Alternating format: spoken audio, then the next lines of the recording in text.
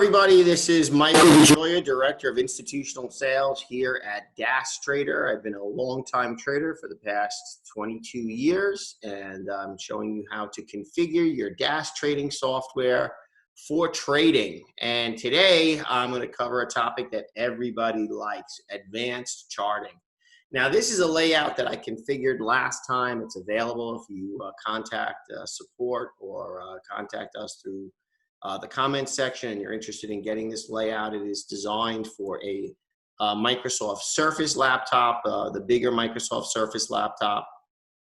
And I would like to just point out that this layout has already been pre-configured, okay? And I'm just going to show you what that means real quickly, just so we don't have to go into it again. But if I type in the SPY, notice all of our charts for the SPY come up. But let's just say you wanted to make these charts a little fancier than the normal charts. And this is my normal chart layout, just price candles with volume candles down here at the bottom, price candles over here, moving averages.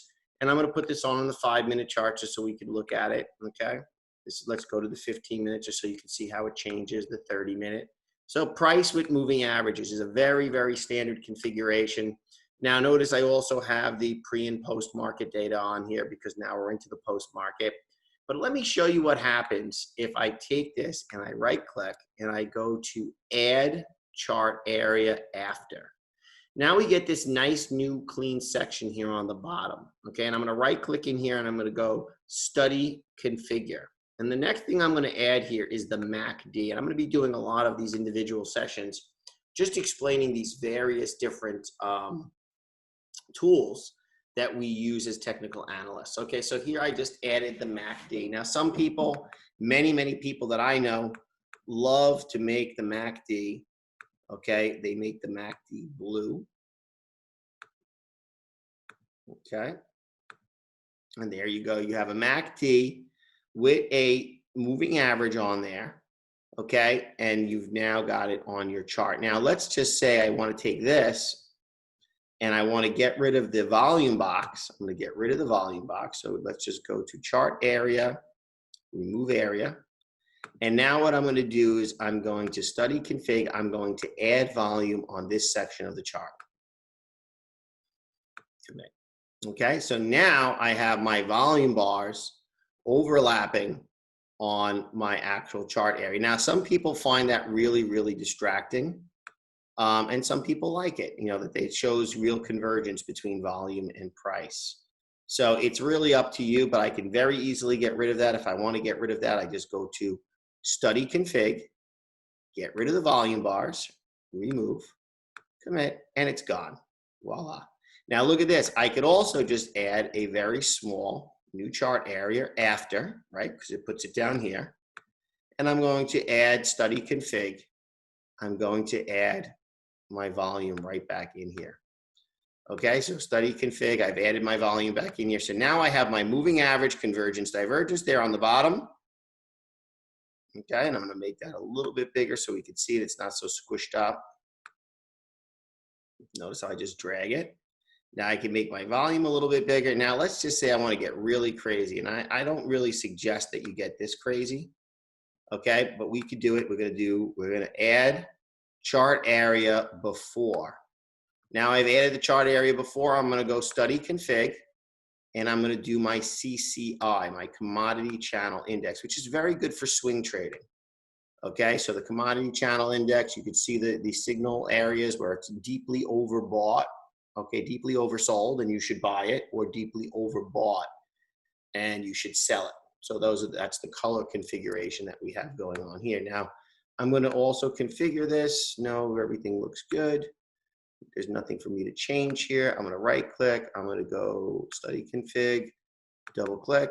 I have this on the 8, which is fine.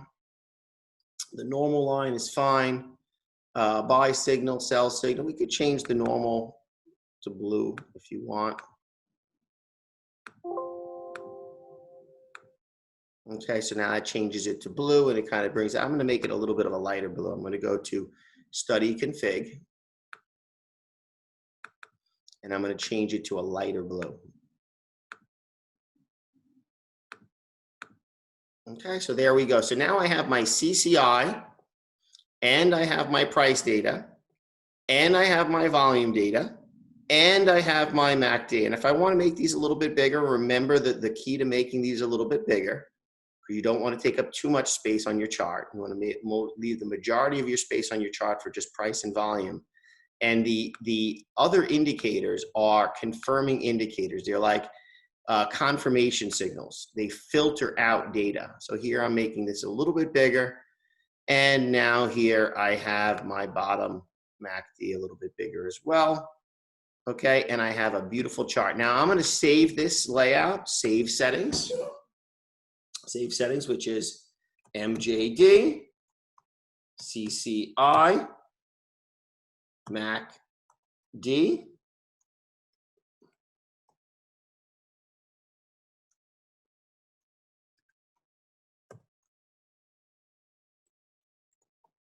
CCI, MACD,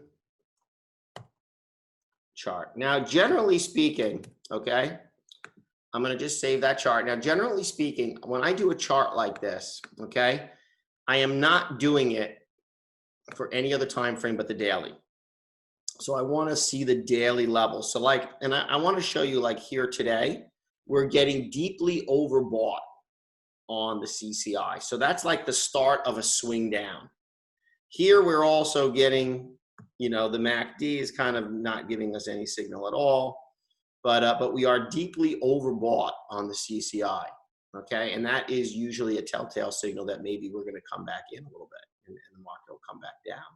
So here we had a very deeply oversold value, and of course that was a great buy area. Here you have the CCI, okay, with a high and then a higher high, and then you have this in a deeply overbought area, and it came back down. And a lot of times traders that are swing trading are really, look at that deep, see on the CCI here, how deeply oversold. Now, thank God you didn't buy it here. But if you see here, we're we have a divergence where we're making higher lows on the CCI, and it's making new lows on the actual price chart. So that's a very, very strong buy signal right here. You see that, how it has three, and I could draw a trend line on here too. The charts on the DAS trading software are really very, very powerful, because look, I could even take this, draw a trend line on this, and you can see that the trend is divergent, meaning that the trend from here to here, that trend is clearly divergent. This CCI is going up, whereas this price data and new lows is clearly making new lows. And here we actually have the crossover, and this is your real signal that you have all three technical indicators confirming. Okay, we have all three technical indicators confirming. We have a crossover of the moving average, and we have the reversion back of the MACD oscillator. The oscillator has returned back to positive or back to bullish. Does everybody see that we now have three indications? This is usually done, this kind of analysis is usually done on your daily chart. Now I'm just gonna pop it for shits and giggles. I'm sorry about that expression. And we get in trouble for that one probably. But I'm gonna just pop it onto the weekly. And you can see on the weekly, we have again, that deeply oversold area. You have a deeply oversold area here. You have a deeply oversold area here. You have the reverting back up into the positive or neutral line on the oscillator. You have the strong reversion back to the mean on the price volume data, but the real signal is that deeply oversold. And now opportunity to buy indicated by the green. So both the daily and the weekly confirm that this was a great area. Now, the one thing everybody always says about technical analysis always works great in hindsight. But the thing is that what you want to realize is that when these things close, they are really strong signals. A lot of very big money players are looking at these signals on a daily basis and on a weekly basis to try to find out really very important buy and sell points. Now, if you notice right here, we are at the positive 100 level, which means that we're probably in a deeply overbought area. We're deeply overbought at 304. We kind of had a little bit of a rejection, some new news coming out as well. And of course, we have, we'll see how it plays out. But there are a number of indicators. There's at least 2 indicators. I don't see anything on the MACD to indicate that we're going to turn lower yet. The MACD tends to be more lagging, whereas the CCI tends to be more leading. So CCI more leading, MACD is a tertiary indicator, it's more lagging, okay? So there you have it. And of course, you could change these settings. So you could also go to study config. And right now I have this set at an 8, but many people also use the 5. And if you do use the 5, you can see that the actual indicator change, it gives you more false positives, okay, and more chances for the data or the signal not to be as strong. So I'm going to leave this at 8 just for the sake of good measure. But I like the way my charts have come out, and I hope you found this helpful. This little exploration into using the MACD with price, volume, and moving averages, as well as the CCI and how you configure it on your chart. You generally also don't want to have more than one indicator above, and generally don't want to have more than one indicator below. And I hope you found that helpful, and I'll see you at the next session. All the best.